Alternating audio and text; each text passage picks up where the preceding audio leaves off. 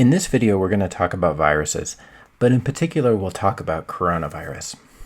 Our understanding of the coronavirus is evolving rapidly, but by the end of this video, you should have a basic idea of the function and structure of a virus. You should be able to explain the characteristics of a virus that makes it more or less likely to be dangerous to humans. And lastly, we'll talk about the environmental piece, and specifically how viruses can jump from animal populations to humans, and what conditions make that kind of transmission more likely. Viruses are made up of the genetic materials, RNA or DNA, surrounded by a protein coat, and sometimes other things. Viruses are tiny, and they're not alive, at least in a conventional sense. However, viruses do reproduce by injecting their DNA or RNA into the living cells of a host, and then programming those cells to reproduce the virus. So what happens in the body? Well, viruses have a wide range of effects in human cells. Some are benign, and some are very harmful.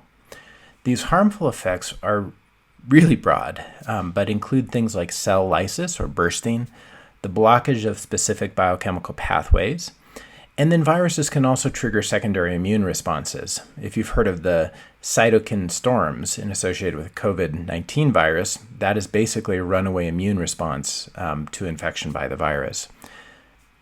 There are many other examples of how viruses actually affect the physiology of mammals, far more than we can go into here.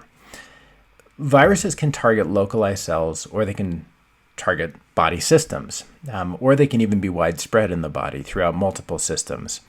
So if you haven't got the sense already, viruses are extraordinarily complicated, and the mechanisms by which they impact humans are equally complex. The coronaviruses are part of a family of RNA-based viruses that have a lipid, otherwise known as fat, outer envelope with characteristic protein spikes, or spikes that stick out from the virus.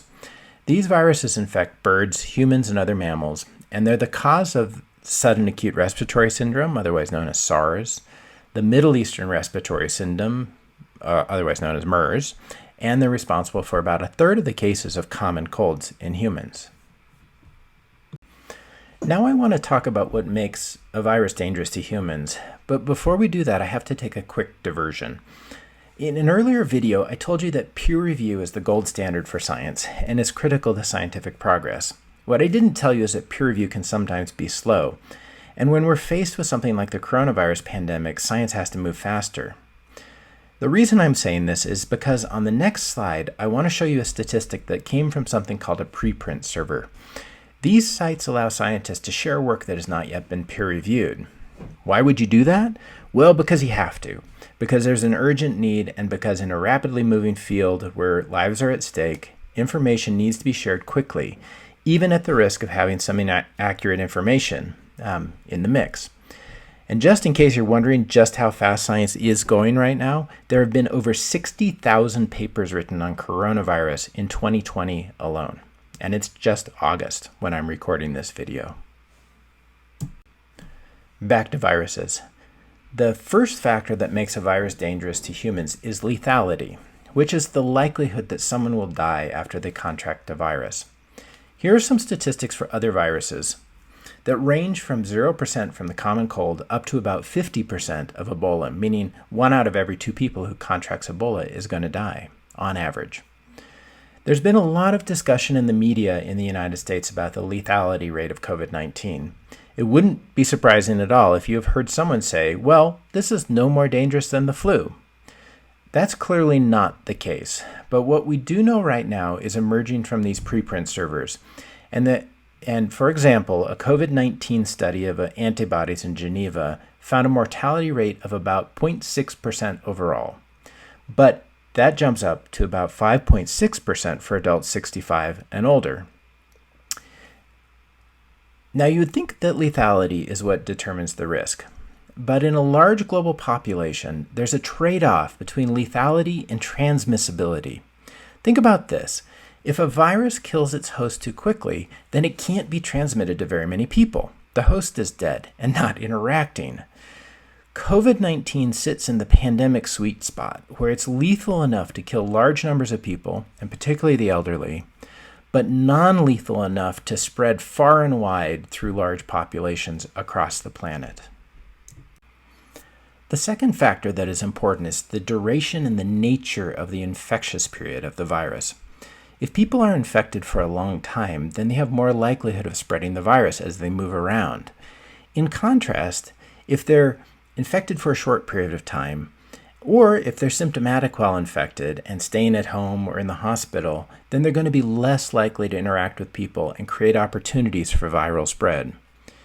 Here again, COVID-19 is especially dangerous, in large part because there's so many cases of asymptomatic carriers who are unknowingly spreading the virus. And in most countries, this has been a particular issue for the younger age groups that are socially active, asymptomatic, and therefore provide an ideal vehicle for the spread of this virus to other populations. The third and last factor I want to talk about is transmissibility. As I mentioned just a little bit ago, viruses affect different parts of the body, and so it would make sense that they then spread in different ways. It's easiest to understand this by comparing two really different viruses, including HIV, which is the virus that causes AIDS, and COVID-19, which of course we all know about. HIV is spread in blood and other body fluids, and so it requires very close physical contact, including things like sex or exposure to blood through transfusion, or, say, exposure to blood in an accident. With this kind of transmission mechanism, you can imagine that HIV would not spread very quickly, and when it does spread, it would spread primarily between intimate partners or as a result of something like trauma or medical interventions using untested or contaminated blood. In contrast, COVID-19 is transmitted from the respiratory system and can be expelled with a cough, a sneeze, or by talking. In addition, there's recent evidence that COVID-19 can become aerosolized. What an aerosol is a small particle that can be suspended in the air for a period of time. So a virus that is expelled from the lungs during breathing and which can remain in the air for an extended period of time has a much greater potential of being transmitted than one that is only found in body fluids. The reason then that masks become so critical should be obvious. It's because it helps reduce the likelihood that this virus enters the air in the first place, and then reduces the likelihood that the virus can be inhaled by another person as it floats through the atmosphere. This is the point where we start to talk about linkages between viruses and the environment. There are a number of viruses that move between animal and human populations, and these viruses include some that are very dangerous. And there are a couple of reasons that this matters. First, when viruses move between hosts, the genetic makeup of the virus can change. And in some cases, this creates viruses that are particularly dangerous to mammalian populations. Second, the animal population that is carrying the virus acts as a host. And when conditions are right and humans are in contact with these animals, the virus can make a jump to human populations. This probably happens all the time, and in most cases the virus is not dangerous or it's not easily transmitted, and so it fades away. But when the genetic changes in the virus make it more dangerous in human populations and or make it more easily transmitted between humans, then the basic conditions are in place for the possible emergence of a pandemic. What we know about COVID-19 at present is that it's genetically related to the SARS virus.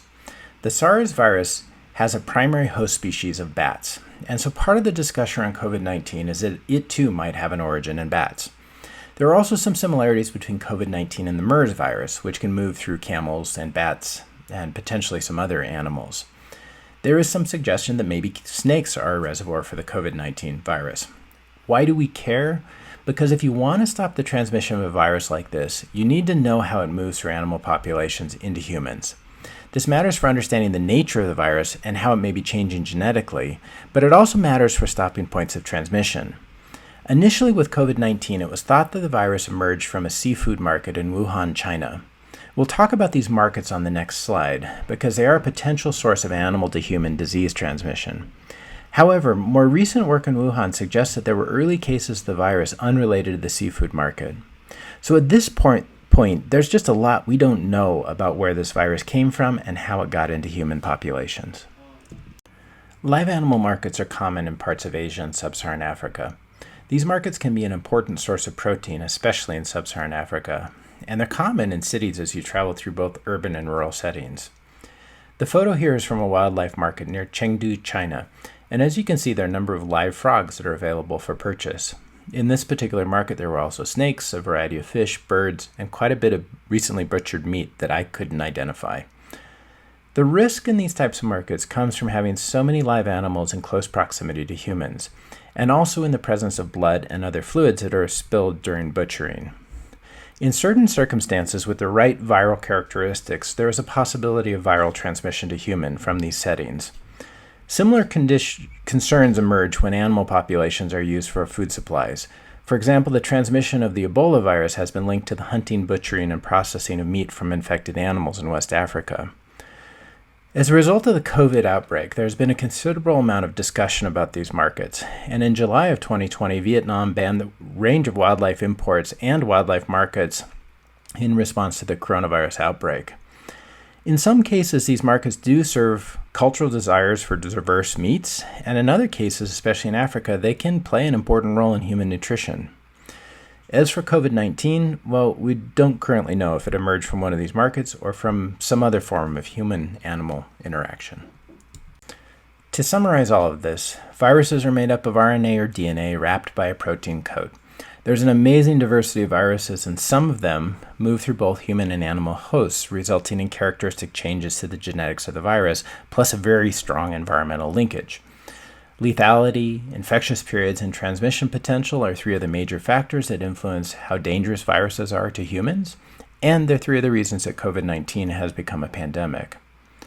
Lastly, viruses can jump from animal to human populations, and this can happen when animals are used for food and when humans and animals are in close proximity. We'll talk much more about these types of conditions and other examples of animal to human disease transmission in the agriculture section of this course.